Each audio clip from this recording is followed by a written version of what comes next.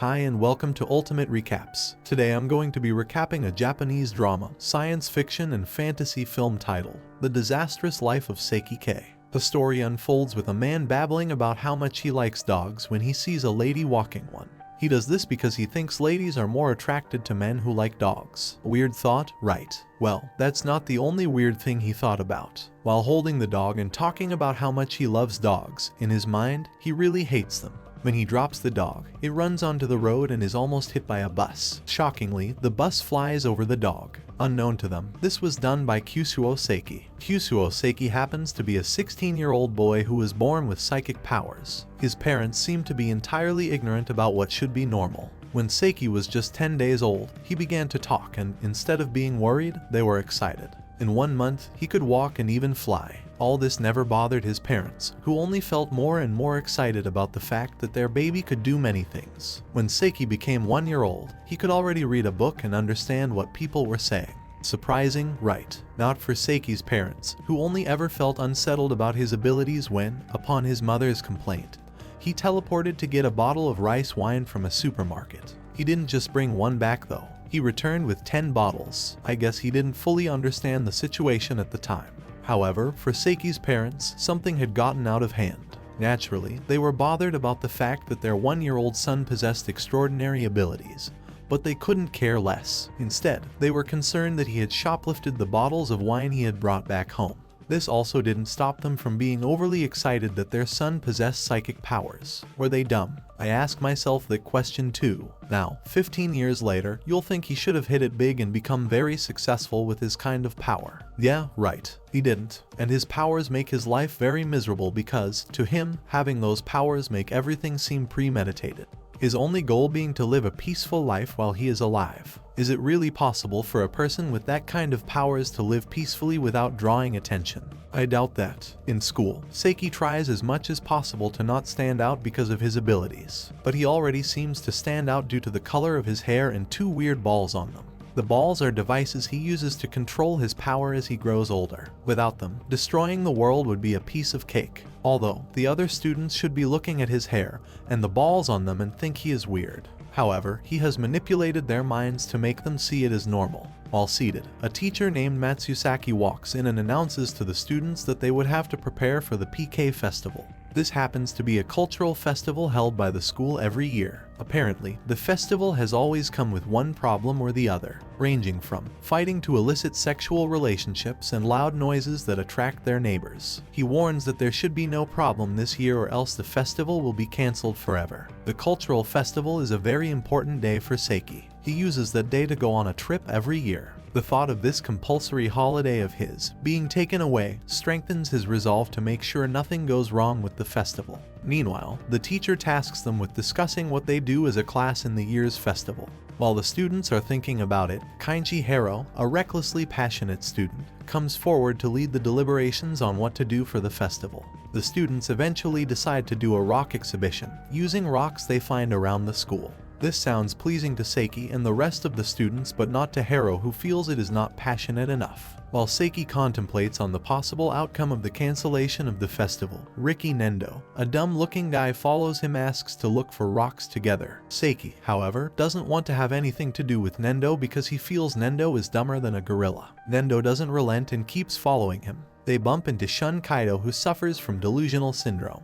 He receives a letter saying that a secret organization called Dark Reunion are planning to weed out mankind, and it is his responsibility to stop them. Then, he says they plan to attack the cultural festival. Seiki doesn't believe him but plans to find out who sent the letter. Back in their classes, the students show off the rocks they have picked. At the same time, the self-acclaimed most beautiful girl in the school, Kokomi Teruhashi, is being convinced by her friends to try out for the beauty contest.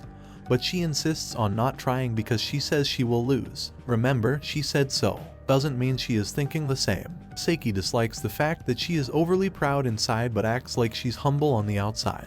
She seems to be obsessed with when boys see her and go wow. This obsession of hers has led her to follow Seiki about. She is bothered that he is the only boy in school that is not wowed by her beauty, and is determined to make his say those words to her. She walks up to him, planning to ask him to hang out with her. Her plan is interrupted by Kaido, who charges in, saying he and Seiki have to fight the Dark Reunion. On the day of the cultural festival, Seiki's parents have a bad feeling that there would be a Kusuo Seiki disaster. On his way to school, he is followed by Teruhashi, who is still insistent on getting him to say wow. This time she feels she can get him to say it 100 times before the day ends. We'll see about that. Now at the cultural festival, the students exhibit all they have prepared for, with Seiki's class showcasing their rocks. However, while trying to leave the class, Seiki is stopped by Kuboyasu, a delinquent who just got transferred to his school 3 months ago. Kuboyasu believes that Seiki knows his true characteristics as opposed to the kind and smart-looking kid that he pretends to be. Although Seiki already knows all about Kuboyasu's past, he acts like he knows nothing. Teruhashi is still hell-bent on making Seiki fall for her. This time, she puts a letter into his locker, hoping he would see it and be wowed. Unknown to her, he couldn't care less. She comes up with different assumptions as to why he hasn't written back, which each assumption she makes worse than the other. Hearing her thoughts, Seiki is more convinced that he can't like someone who thinks like she does. On his quest to make sure nothing goes wrong with the festival, Seiki senses trouble coming from a student's illusion show. Getting to the arena, he sees a student, Chono, and his mother on stage, trying to perform an illusion. Apparently, he is supposed to be chained and locked up in a box, while he escapes in 2 minutes before his mother pierces the box from different sides to prove that he isn't there. Seiki suspects that there would be trouble if he just lets this be. He teleports into the box when to save the boy before his mother starts putting the knives in. Unfortunately for him, the boy had escaped. Then he realized that they had planned this all along in a bid to deliver a well-crafted illusion.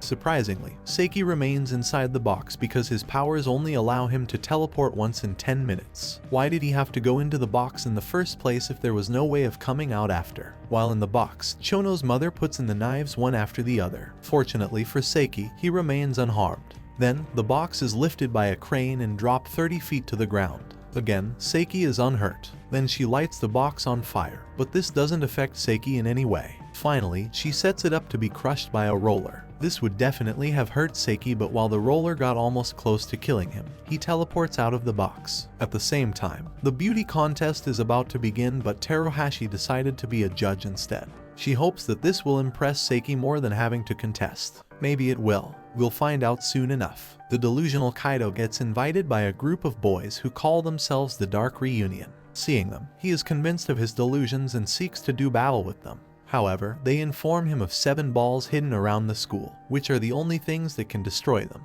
Hearing this, he sets out to find the 7 balls and fulfill his delusional destiny. In the spirit of the festival, Harrow organizes a 10-kilometer marathon. The prize being the right to stare Teruhashi in the face for 10 minutes. Really, people decided to run 10-kilometer marathon for that. Anyway, a lot of boys get involved in the marathon, with Nendo pessimistic at first, but he later joins in. Seiki is bothered about the marathon and feels someone will definitely get hurt. He decides to survey the race while flying to make sure everyone is safe. At the same time, Kuboyosa, the delinquent, receives a letter from his former gang, challenging him to a duel. At the marathon, Harrow tries his hardest to win. However, Nendo doesn't seem to be doing much but happens to be running faster than Harrow. This pisses him off and urges him to run faster, but he still can't seem to catch up with Nendo, who is now running in reverse. Harrow eventually wins. Kuboyosa accepts the challenge given by his former gang members and goes out to meet them. At first, when he walks past them, they do not recognize him because he now has glasses on and looks more responsible. However, his cover is blown when they ask Kaido about him, and he stupidly points at Kuboyosa, who was already on his way. Realizing that his cover has been blown, he stops and faces them as they fight it out. Meanwhile, Teruhashi still obsessively follows Seiki around. This time, she suggests that they visit the haunted house. This is because she feels he would like girls that are cure and scared and eventually say the words she has always wanted him to say. While on their way there, they meet Nendo, who ruins her plans by joining them. In the haunted house, the dummy suggests that they scare the ghosts instead. It actually worked, as Nendo's face alone causes one of the ghosts to pass out. This interruption of her plans pisses Teruhashi off, and she considers Nendo a nuisance. Now done with the haunted house, Seiki and Nendo go to the washroom to wash off the props they have applied on their faces earlier to scare off the ghosts. While washing his face, Seiki realizes that his glasses are missing. Apparently, he wears them to conceal one of his abilities. On direct eye contact with him, a person will become stone. It doesn't occur to him that he is without his glasses at first, and he sees that Nendo has them on. While he tries to take them off his eyes, He remembers this hidden ability of his and looks away immediately. Unfortunately, he was too late as Nendo had already been turned to stone. Although, it is not as bad as it seems since Nendo will be transformed back to his former state, and the petrification nullified after one day. But there was still a problem. Where would he hide a stone statue in the form of a human being without anybody noticing it or asking questions? The answer is Class Rock exhibit of interesting rocks. He teleports Nendo's statue there and walks around with his eyes closed to look for a secure location where he won't have to encounter anyone. However, it wasn't as easy as he thought. At every point, he met people that prompted him to open his eyes, and they got petrified in the process. He kept sending the statues to the exhibition till the class was basically filled up with statues. Fortunately, he finally gets to what he thought was a secure location until he saw Teruhashi there. He begs her to leave and surprisingly she obliged. Then, he sees Cuboyosa still fighting with the gang members and asks him for his glasses. Cuboyosa gives them to him but can't seem to see anything without them. Seiki returns the strength of the gang members, and they run away, promising to remember this. Now that he has glasses, Seiki uses his power to swap Cuboyosa's glasses for his spare glasses which he had left at home.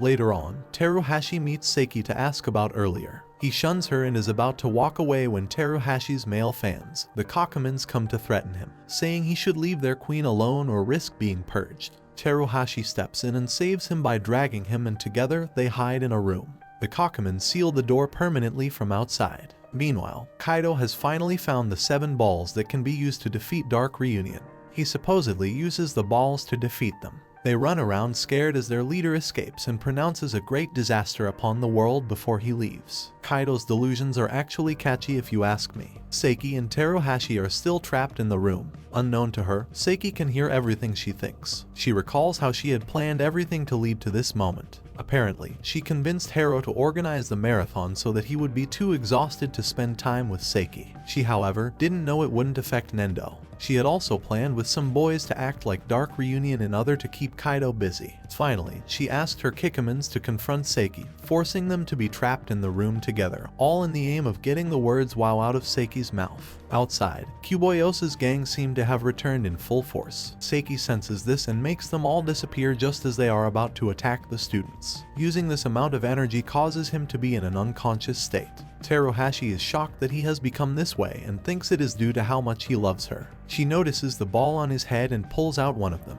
This leads to a global disaster as the world panics at the effect of Seiki's now widespread psychic powers. As one of the effects, the school building disappears and floats in space. Seiki unknowingly makes the room that they are to be cold as ice. This causes Teruhashi to pass out from the cold. Sensing the impact that his powers have had on the world in that short time of losing the ball, Seiki retrieves the ball with his powers and returns the school building back to Earth. In a bid to return everything back to normal, Seiki takes everybody back a day before. Now everyone will relive the day, and he will get a chance to prevent any disaster that might occur. Will he be able to keep everyone out of disaster? Or will Teruhashi's hunt for the words WoW ever end? We'll find that out in time. If you enjoyed my movie recap, do let me know in the comments below, and please subscribe and like the video for more recaps like this. Also, don't forget to turn on the notification bell so you never miss a future video. And until next time guys, take care.